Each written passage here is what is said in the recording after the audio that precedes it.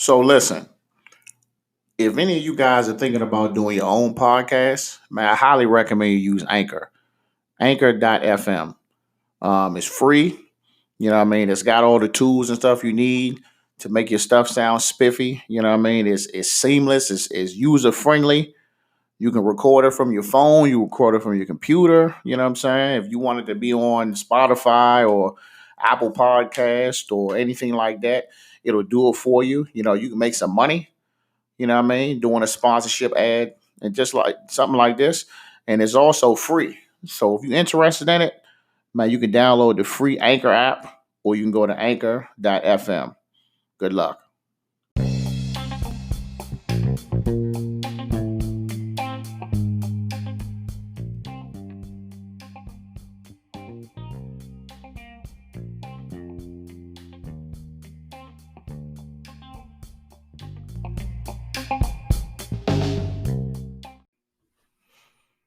Captain's Log.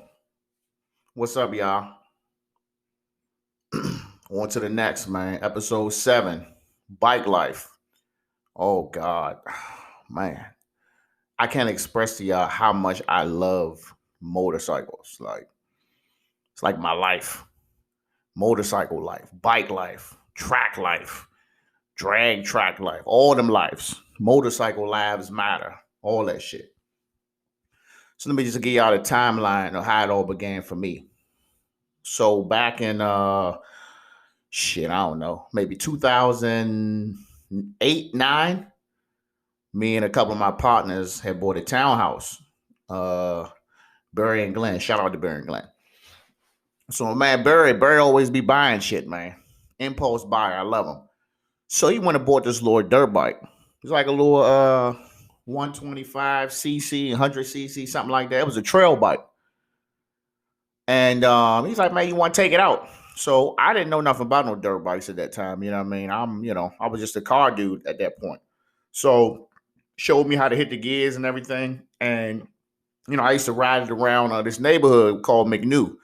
Used to ride it all through there, big open fields behind the houses. And as the time went by, like I couldn't stay off the joint. At first, I was just like, trying to just hide, you know what I'm saying? Because, you're really not allowed to ride dirt bikes, you know what I mean, on the street or anything like that. But I just found myself pushing that joint harder and harder and harder to the limit through the neighborhood to the fact where, I had almost failed, you know what I'm saying, with that joint at like max speed. I had no helmet or nothing. So I'm like, damn, I was scared for my life. But that adrenaline, though, was like, damn, bro, I need to get some more of this adrenaline, man. So I think from there, I was already contemplating, like, you know what I mean? Maybe this is something I can get into later on. So as time went by, this fool Barry out buying shit again. He done went out and bought a motorcycle. You know what I'm saying? I never forget it. A '02 Gixxer 600. I called him Granddaddy. Real big, heavy, old bike. You know what I'm saying? Just long pipe. I mean, just original. Same bike old boy rode on Biker Boys. If you ever seen Biker Boys. The same bike with the Superman light in the front. So he was letting me ride that around.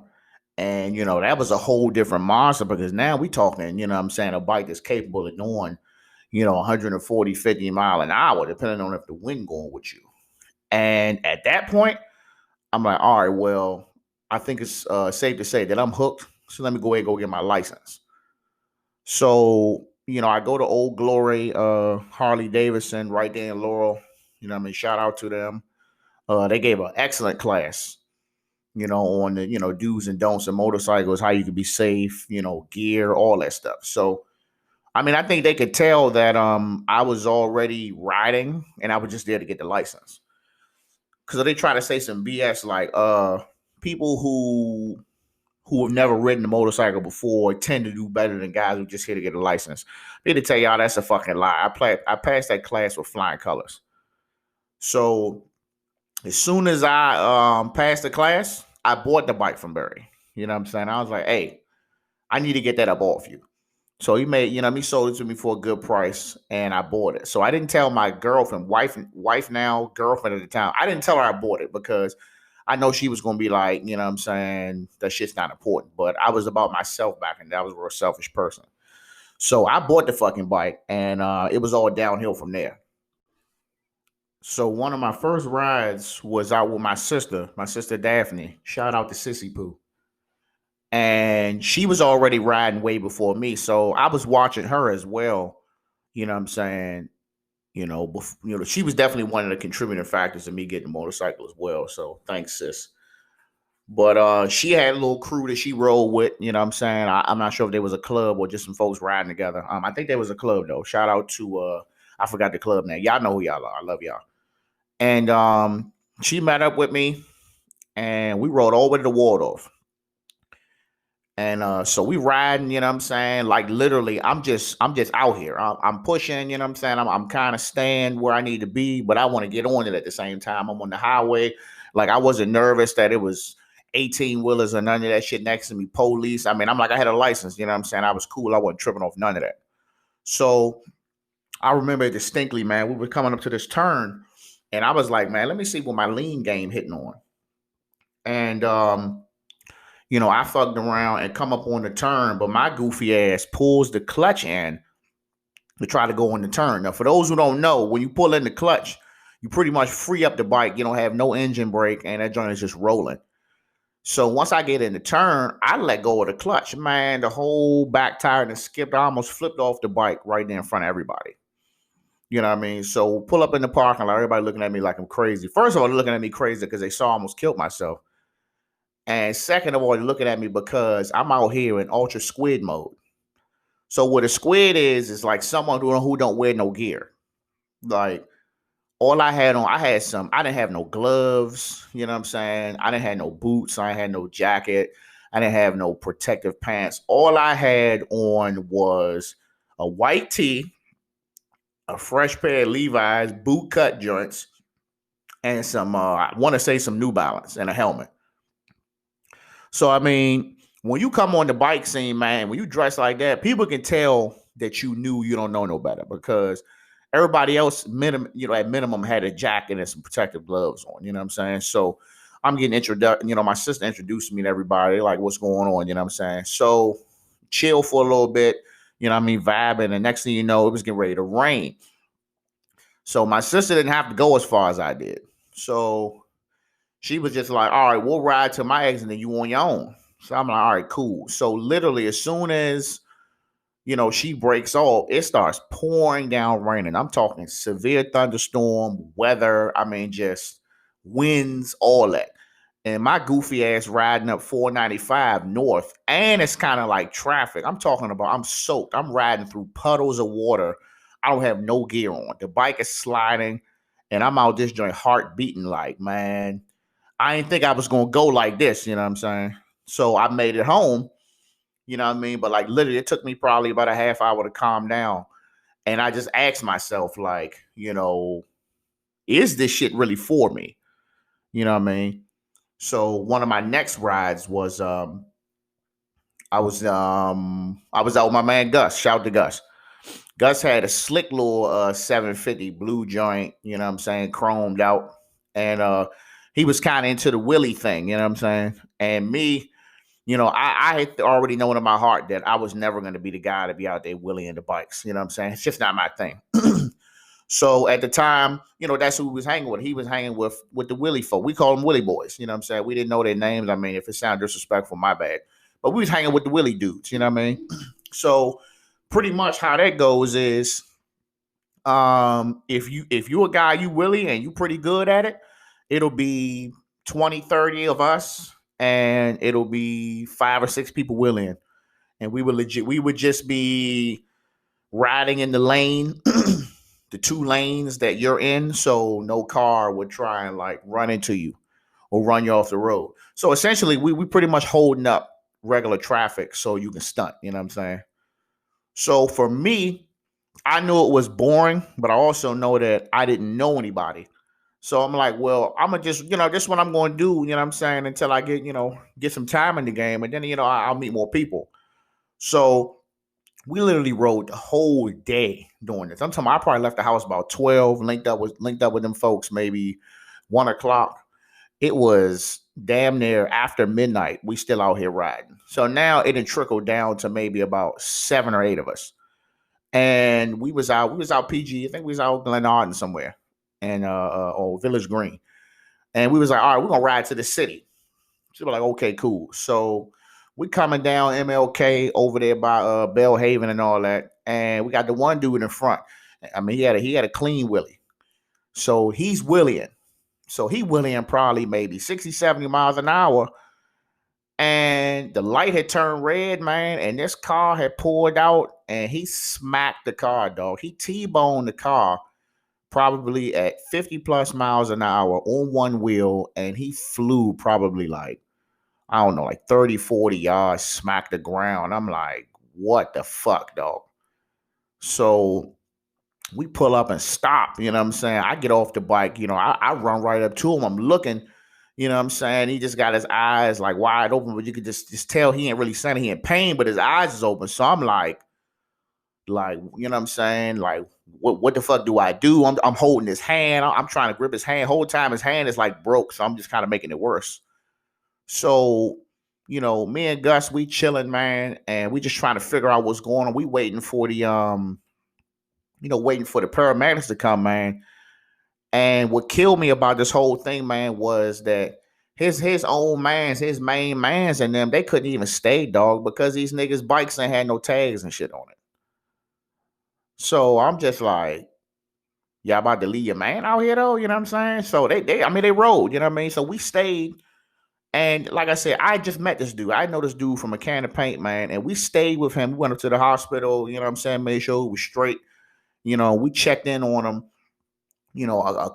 maybe a couple weeks later, man. And I remember he told me, he was like, thanks for staying with me. You know what I mean? I was like, well, I mean, that's a standard practice for me. You know what I'm saying? But I mean, I don't know. I don't know how, the folks do business who bikes ain't legit, because I would never ride around like that. You know what I mean?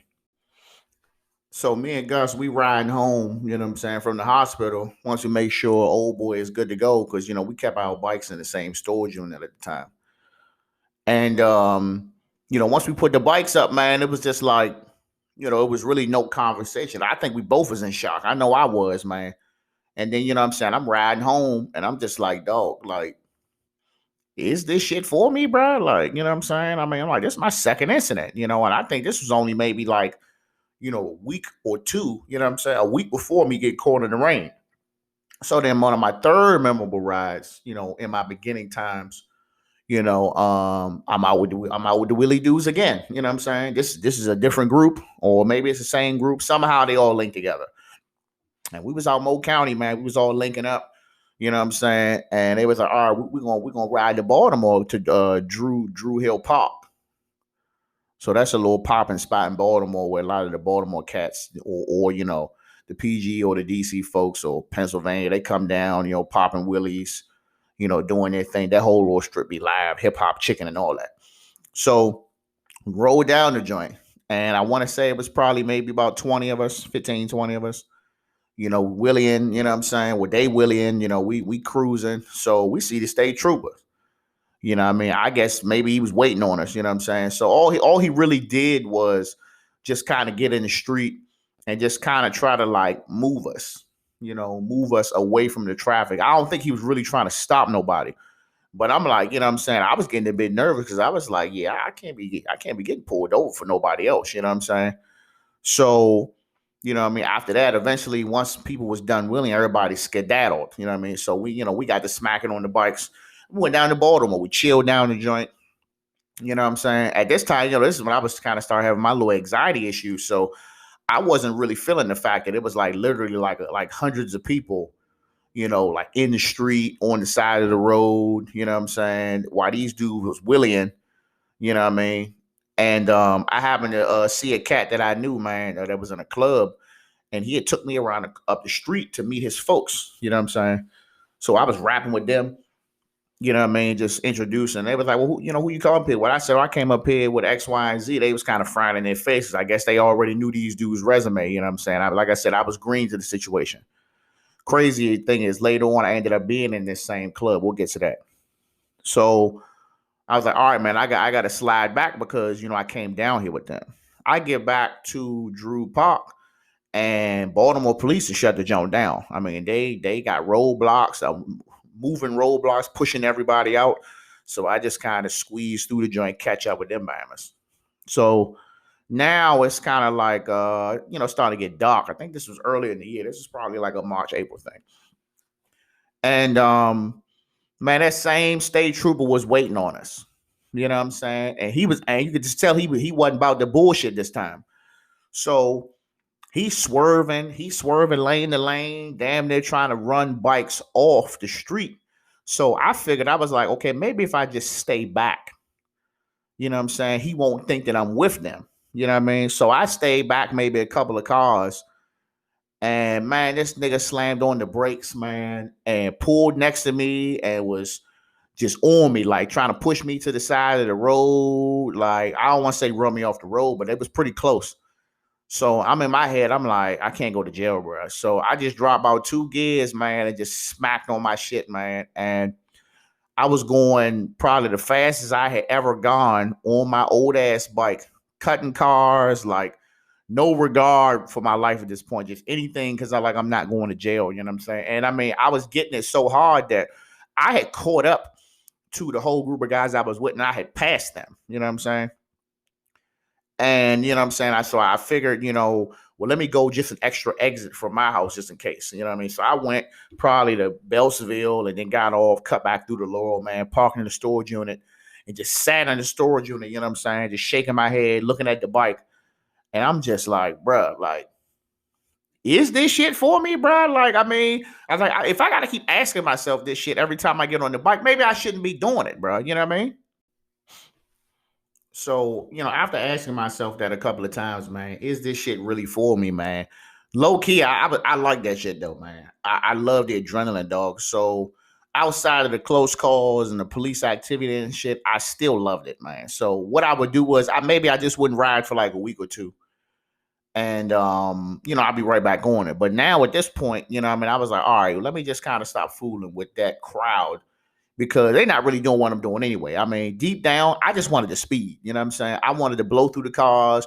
You know what I'm saying? I wanted to see how fast I can go on my bike. I was a speed demon from day one to day done. So, I used to ride to work every day. I'm talking about it'd be January, February, it'd be snow outside. If it wasn't no ice on the ground, I was riding, though, just to be out, you know what I'm saying? Be freezing, hands be frostbit, just anything just to be on the bike, dog, because I just felt so free from, you know what I'm saying, like any of my problems, any of my stress. Like I just felt free, bro. Like that, like the most free spirited people, man, ride motorcycles, dog. If y'all didn't know that. So, I'm coming from work one day, man. It was summertime, and I seen this cat on this Gixxer 750, you know what I mean, silver chromed out joint was cleaned up. And he had gave me the wag was like, man, come holler at me for a minute, you know what I mean? So I stopped, talked to him, man. Soft spoken dude, went by Drizzy. Shout out to Drizzy. And apparently he knew me from somewhere, you know what I'm saying? And he was like, yeah, man, I seen you around, man. Maybe want to chill out, have a conversation, want to meet some folks or whatever. So I'm like, all right, bet. You know what I mean? So told me he was in this club, man, Wild Bunch. Shout out to Wild Bunch. And I met them folks, man. And the president at the time, Country, shout to Country. Cool nigga, man. He had, him and his twin brother, Mark Clutch, went by Clutch. And man, I thought these dudes was wild, dog. I mean, I thought they really was what their name was. They was a wild bunch of people. And they rode, you know what I'm saying? They smacking on them bikes, man. They knew a lot of people. They was always out, they used to party. So I was like, yeah, I'm trying to get in, man. So me and Gus came in with me, you know what I'm saying? And we joined the club, you know what I'm saying? We prospected, did our time, you know what I'm saying? The riding issue was never an issue for me. I mean, whatever I needed to do, you know what I'm saying? Like it was getting done. So finally, you know what I'm saying? I got my colors. I think it was December, got my colors, cold as shit. Had a formal ceremony, got our rags, man, rode off into the wind. And I mean, I was so proud You know what I'm saying? I had them rags on my back, and I was like, bro, I'm gonna represent. You know what I'm saying? That's what I did. I still continue to ride. You know, 5 to 6 days out of the week. You know what I'm saying? Pulling up everywhere. Hurry up and wait. You know what I mean? And by that time, I was like, it's time for an upgrade. So I sold my O2 Gixxer 600 and I bought an O5 Gixxer 1000. You know what I'm saying? Now I wanted to get a 750, but a 1000 was a deal. So I bought a 1000. It was a lot of fucking bike, man. And, once I got used to it, I couldn't be fucked with, dog. So as my time went by, you know what I'm saying, being in the club, being on the scene, man, you know what I'm saying, my eyes kind of started to open to, you know what I'm saying, in my opinion, what the bike scene was really about. You know what I'm saying? And my personal opinion, the majority of the time, it wasn't even about riding no fucking bikes. You know what I'm saying? Like, if anybody knows me, bro, like, before I started, going to the track and racing, I was always about pounding the fucking pavement, whether it was a long distance ride, whether it was, the back road, whether it was Hurry S. We'll talk Hurry S in a minute.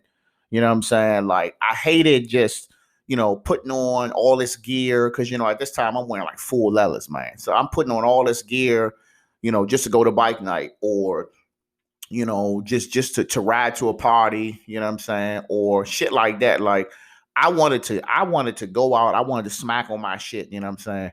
And I just kind of felt like, like that shit wasn't happening, you know what I'm saying, the way I wanted it to. So, what did I do? I started riding with other people. So at this point, out of a club of maybe, I want to say it was about 30 plus of us, you know what I'm saying? And before I even go any further, I want to say this. When I say that folks weren't riding, well, that's what I'm saying. They wasn't riding. But, this was a time where, you know what I'm saying, people's careers were changing, people was having babies, you know what I'm saying? People was, running into issues here and there where it's like the motorcycle shit wasn't really a priority like that no more. You know what I mean? So I started riding with other people who rode the way I like to ride.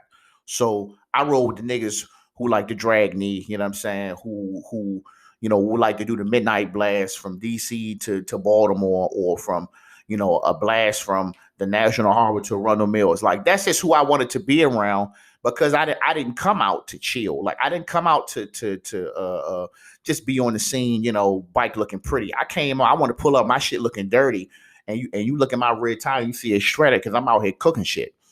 So the minute that didn't happen, I already knew that in the long run, this shit wasn't going to work. You know what I mean? So, I was promoted to road captain. So it's me, my man Wally. Shout to Wally.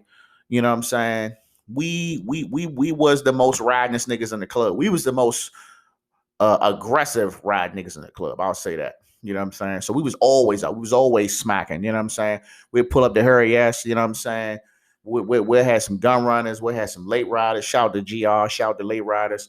We'll have a bunch of other people, some brandos, come out the joint and be like, man, let's run Hurry S. So Hurry S is this sharp ass set of turns when you come off the exit after Arena Drive, Central Avenue. So what you would do is, you would lead the boulevard, Arena Drive. You would go and you would get on the highway south. Then you would get off on the Central Ave exit, going the opposite way, going towards like Largo. And when you come off, you know what I'm saying, you start smacking. So you come up, you know what I'm saying, you veer to the right, you see the Harry S. Truman sign on the right, and it's a real sharp sharp right. And, you can really get that knee down, man. You probably can come through that joint probably 60, 70, 80 miles an hour, depending on how big your balls are. And, it was fun. You come out, you smack a little bit more, then it's another little right. Then you hit a stoplight, and you come around a little long chicane, and you got another like tight right that's kind of like a double apex type deal where you tip in, and then you got to come out a little bit, and then it tightens up, and you come back down, you go to the stoplight, you make a U-turn, you do it again. So like at that point, that was our little mini racetrack, you know what I'm saying? And we used to run Harry S. We used to run it. And then, that shit started getting real popular, and more people was pulling up. But the issue with Harry S is, man, Harry S was taking lives, man. If you come out that joint and you got a bike that's brand new bike, it's fresh off the showroom floor. You got them Bridgestones on there. You don't really know the bike. You know what I'm saying? Harry S is probably not really where you want to be initially, man, because if you fuck them turns up, man, that's the guardrail or that's the woods. And I know folks, who have passed away. I know folks who have, had, life changing injuries, man, fucking with Harry S. Rest in peace to them, man, and speedy recovery to those who have got injured on Harry. So as much as we wanted to stop riding Harry, it was just to a point where, it wasn't really nowhere else to go. You know what I'm saying? To do what I wanted to do. And then, when I go back to my club, I'm like, what I'm saying, well, let's do this. I try to start setting up some rides, and not necessarily no Harry S type shit, but just a ride, just for us to be gone for like an hour or so. So this would be a scenario. We would post a ride on a on our little Facebook page. We had our own private page. You know what I'm saying? It'd be like, hey, we doing a ride. You know what I'm saying? So what we usually would do is we would say where we were going. But I prefer to not say it because some people will show up and some people won't. So, we would set up a ride for Sunday, but then it'd be a party Saturday. So of course I'm riding to the party. You know what I'm saying? I'm unless it's cold outside, I'm on my bike to every party. So I would ride to the party, and half the club is fried, so they in their cars. And then what ends up happening the next day, you know what I'm saying, out of 30 people, it's me and maybe 2 or 3 other folks showing up for the ride. So I'm like, all right, bro, like, can we stick to, what the fucking the foundation of this shit is riding. You know what I'm saying? It's not partying. We not a party club. We're a sport bike club. You know what I mean? So, as the time went, man, we had a change in leadership. We had a new president. He had different views. And, we kind of started getting deeper into more shit that I didn't want to do. And it came to a point where my main man, he left. He said, I'm done. And as soon as he left, I got a call and they was like, well, where you at? So I was like, damn, man. I was looking forward to that party down at Stadium Armory this weekend. So I told him, I said, I'm done, man. And, I was told, well, it kind of makes you look like a follower. I'm like, it is what it is, bro. I'm like, y'all niggas don't ride. You know what I'm saying? I came here to ride. I didn't come here for the politics. You know what I mean? It turned into politics, man. And in my opinion, dog, that's what the bike club shit turned into. It turned into politics, man. It go from just riding your bikes to who we supposed to be showing support to, or what older club or one percenters, you know what I'm saying? We got to pull up on because they want you to wear their patch or something like that, or who fucking this girl or that girl or you know what I'm saying? I'm like, bro, like I'm good on all that. You know what I'm saying? I'm like, I already knew plenty of people before bikes. You know what I'm saying? You know what I'm saying? I'm like, I had a lady before bikes, so it's like I didn't need help in any of them departments. I was just strictly here to ride. And the minute that that was solidified that that's not what it was, I left. And the crazy thing is, when me and my man left, like half the club left because I think everybody really felt the same way. So, I mean, they still out here moving strong, man. So I wish them the best of luck. But that shit didn't work out for me, man. Sorry. So let me backtrack a little bit. So before the exile of the club, man, 2 of my youngins, man, Alex and Francie, shout to Francie and Mako, you know what I'm saying, for opening up my eyes. So these dudes was going to the track. And, I was always curious. I was like, damn, they on a real racetrack out here, you know what I'm saying? And it was just one day, man, it was a couple of us in the club. We was off midweek. And I was like, man, let's take a ride up to Summit Point, and we rode up there. And we saw the guys at the track. I saw my 2 men riding. So I'm like, damn, that shit look fun, dog. You know what I mean? And I just watched, you know what I'm saying, like the vibe in the paddock area, the other bikes, like, it was a little bit of everybody out there. Like, PG County, the bike scene, sport bikes, it was all black people. You know what I'm saying? So it's like if you see a white dude pull up on a motorcycle, you think he the police or some shit. So, after, I probably watched them maybe twice, and then I just watched, a different track day, on my own. I said, I got to get some of that shit, bro. So when we did our first track day, you know what I'm saying, we set it up as a big event. We tried to get as many people, as many of us as we could. We went out, we went to this Summit, Maine. We did it with I think it was Roger Lau, man. And we were so raw, you know what I'm saying? They wasn't ready for us because it was all our first day.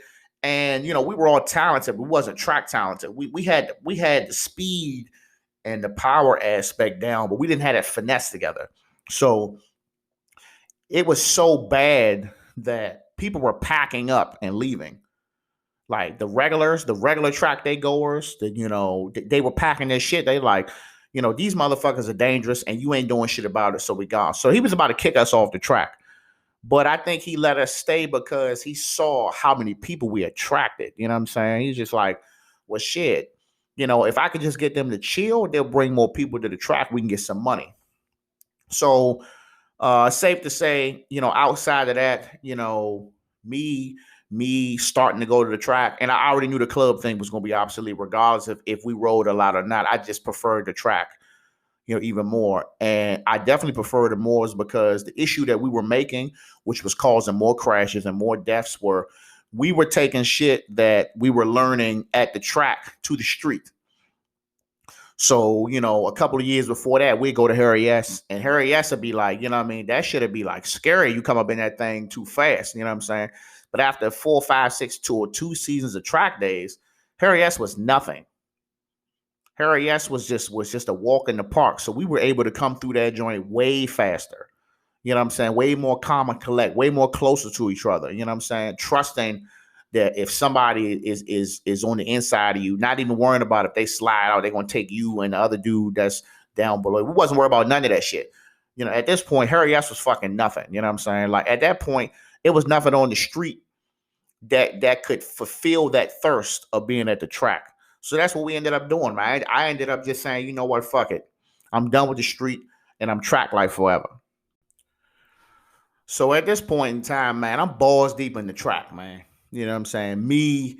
It's probably about 9 or 10 of us, man. We didn't, almost 100% drop the street. At this point, we was only going on the street if we just needed to test something out on the bike. Maybe we just added an upgrade or a tune or new brake pads or something like that. And we would take it out there and, do what we need to do and take it to the track. We even started, came up with a name. We started calling ourselves Teen No Remorse. You know what I'm saying? It wasn't a club or nothing. We still go by Teen No Remorse. TNR, shout out. And we were just rolling with that, man. But then it's like the streets was dead, man. You know what I mean? As far as I can see, unless, people wasn't making no posts on social media, the PG County side was dead. At that point, the Baltimore side was popping, you know what I'm saying? But them niggas wild. Hey, shout out to my, the handful of Baltimore niggas I know that ride, but y'all wild as hell. The Baltimore niggas will go out here and they'll get on that joint talking some shit, be like, oh man, I'll crush you on 83. They go out that joint and somebody will crash and die, or somebody will crash and be seriously hurt. And like the next day, somebody be right back on that joint talking the same shit. I'm like, bro, I don't know. But moving on. So, we doing the track thing, man. And, folks is like, man, y'all really done with the street? I'm like, hell yeah, bro. I'm like, that shit boring. Y'all need to come on to the track. But see, the thing is, man, we was catching fire at the track, man. We was getting fast. I had my man Phil, shout to Phil, the Philippine, he got bumped to the advanced group, immediately. So me, I was in novice, pushing intermediate. I was the last one to get bumped to advanced. So at the track, you got 3 different groups. You got novice, intermediate, and advanced. The difference is novice is, you ain't got that much time in, you know what I'm saying? You still learning, the basic terminology, the apexes and trail braking, corner speed. You still learning that stuff. You don't really know. So you really can only, with some organizations, you can only pass bikes on the straightaway. So if you want some, you get behind somebody, he real slow, you're stuck behind them. You know what I'm saying? They got coaches on the track to enforce that shit. So you get the intermediate. Now it's like, you can pass bikes, but you just can't pass them on the inside. So if I'm turning left, what I'm saying, a bike can't come and turn inside of me, pause, to get around me. He got to go on the outside. So got the intermediate, man, and it was a breath of fresh air. But I was in intermediate for probably 2 seasons trying to get out, and at this point, everybody was in advance, man. And the thing about the track is, man, it's only as fun as who you there with. So if you in this group by yourself, unless you just mingling with other people, you by yourself. So finally, I got to advance, man. I got out, and I think that's when my talents really shot the fuck off, and that's when I just started realizing that I'm actually pretty fast, man. And we was terrorizing the advanced group. We got 5 or 6 BMWs, some Kawasaki's, a couple of Gixxers. You know what I'm saying? And we was known. What I mean, we was known at Summit. We was the main. We was the main. The regulars at Summit. And then from there, we was in advance for a minute, and then the folks kept telling us we should race. And I remember my buddy Juan Gooch, shout to Juan Gooch. He had been telling us probably at least 2 seasons before we actually decided to race that we should go ahead and race. And he was like, "You're not going to get any faster unless you race." So me and Mike, shout to Mike. We took the race school. You know what I'm saying? We passed, and we've been racing for 2 years now, man. And that it's fun as fuck. It is expensive, but it's like now, what I'm saying, in our lives, like, I don't even ride on the track half as much as I used to. But you know what I'm saying? But when I'm ready to race, I'm ready to race. And that's it, man. You know what I'm saying? That's my bike life resume, man. That's my story. You know, to me personally, man, I think if you ride the way I do, man, the track is just where you need to be, man. I remember when we used to be advocates for the track, dog. We used to every day, like I was a damn Facebook ad always popping up, like, man, come to the track, come to the track. The streets ain't shit. Come to the track, you know what I'm saying? And then I was just watching, I was watching people that I know, you know, kind of be rebellious to the fact that it's inevitable that if you're gonna keep riding the way you do, you know what I'm saying, you need to go on and come onto the track. And I was watching people really go out there and hurt themselves, man. Um, but I'm just like, I got to a point where it's like, shit, these track days getting packed, they getting sold out. So I'm like, well, y'all go ahead and stay on the street. Y'all go ahead and do what y'all got to do. You know what I'm saying? Let's just, I need to make sure I can get in. You know what I'm saying? If I invite everybody, ain't gonna be no damn space for me. So, but what did I learn overall, man? I will say that from the beginning of me just hopping on the bike, putting 20, 30,000 miles on a motorcycle in a summer to, maybe putting maybe 1,000, shit, maybe 500 miles on the bike a season. Bro, I'm so much more mechanically savvy now, dog. It's ridiculous. Like, bro, you're talking about somebody who didn't know nothing about no tire pressures, didn't know what kind of oil went in the bike, didn't know how to find parts, like didn't have any idea, any indications that my bike was messed up. Like, I literally just take the bike to my man Wally, and he would just fix everything. You know what I'm saying? Like, it just the smallest shit. It could just be tightening a screw, and he was just fixing my bike, man. To now where it's like, like I don't think I could pay nobody to fix my bike, man. It's just, with YouTube University, you can do anything, man. So just having that knowledge, man, of motorcycles, of my motorcycle, you know what I'm saying, I think just really puts me in a better place. And like I said, overall, I'll keep saying it again, I'm able to spend more time with my family, to really give them all of me, and then have my little weekend here and there, you know what I'm saying? And I think, my wife has grown to accept it. Back in the day, she hated it, but now it's like, well, you only going to the track maybe, what is it? 90, was it 90 days, 95 days of summer? You're talking about out of them 90 something days, I was probably either doing a track day or racing currently maybe 10 times, 10, 12 times max. That's a busy year. So let's just say 12. 12 to 15 days out of 90 on the motorcycle. You know what I'm saying? It's like, yeah, it costs a little bit more money, but also, I've been doing this shit for like almost 10 years. So it's like, I'm making more money too. So it's a balance. You know what I mean? But it is better, man. And in 2025, I'm saying it now, I'm getting a cruiser. You heard it first. In the year 2025, I'm getting a cruiser. I don't know whose cruiser it's going to be, but I'm getting a cruiser, man. You know what I mean? It's going to be time to turn to that chapter. I ain't say I was going to stop going to the track. But, I think if I get a cruiser, that's something I can share with my wife or my son, my daughter. We can ride off into the wind. You know what I'm saying? Go get us a bite or something. You know what I mean? Something I always wanted to do, man. My man do that. Him and his wife hop on their motorcycle and they ride off everywhere. You know what I'm saying? And she enjoys it. I think my wife will enjoy it too. And I heard they're comfortable. Shit, they better. Them motherfucking cruisers like damn 30 grand. So that's it, man. Cruiser 2025. You know what I'm saying? But for now, we still racing. You know what I'm saying? I'm getting ready to leave about 2 hours. I'm going to race up in New Jersey. You know what I'm saying? By the time you listen to this, you know what I'm saying? Hopefully, you know what I'm saying, I done made it back home in one piece. I ain't never raced in Jersey, so this is gonna be new for me. But yeah, man, I love motorcycles, dog. I love my journey. I love my story. Um, I wouldn't trade anything, man. Just even the goods and the bads, man, because it really molded me to who I am. So if you're a motorcyclist, man, keep doing your thing. If you're on the street, hey, that's your thing. If you're on the track, hey, that's your thing. If you're on a cruiser, that's your thing. If you're in the dirt, that's your thing. If you're drag racing, that's your thing. Hey, if you're just commuting, that's your thing, man. You know what I'm saying? But I'm with all the shits. I'm with all the motorcyclists, man. But y'all take it easy. Captain out.